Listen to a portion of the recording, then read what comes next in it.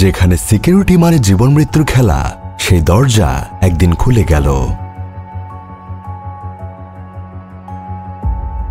একটা ঘর যেটা দেখা যায় না, শুধু শোনা যায় গল্প, গুজব আর গা ছমছমে রহস্য।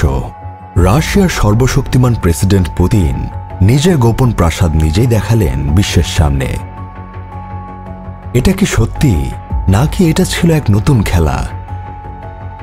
দরজা খুলতেই যা দেখা গেল তা চোখে না দেখলে বিশ্বাস করা দায়।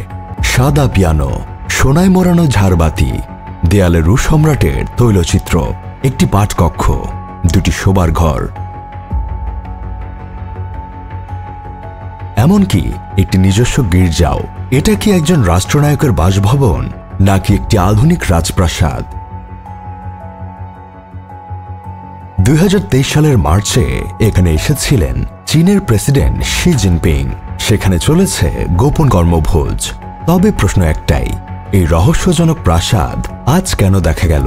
যখন ইউক্রেন যুদ্ধ ছেড়ে দিচ্ছে হাজারো পরিবারের স্বপ্ন, শিশু কান্না, ধ্বংসের ধোঁয়া, ঠিক তখন পুতিন তার বিলাসের দরজা খুললেন।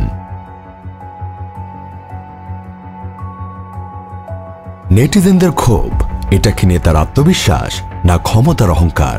এই প্রাসাদে কত গোপন বৈঠক, কত অজানা সিদ্ধান্ত আর কত লুকানো ইতিহাস। পুতিনের এই রহস্য ঘেরা ঘর শুধু বিলাস নয়, হয়তো এটি সেই গোপন থ্রোন রুম যেখান থেকে বদলে যায় বিশ্ব রাজনীতির ছক। আপনি কি মনে করেন, এই ঘর শুধু একটি বাড়ি, নাকি এটা রাশিয়ার গোপন ইতিহাসের সবচেয়ে শক্তিশালী চাবিকাঠি?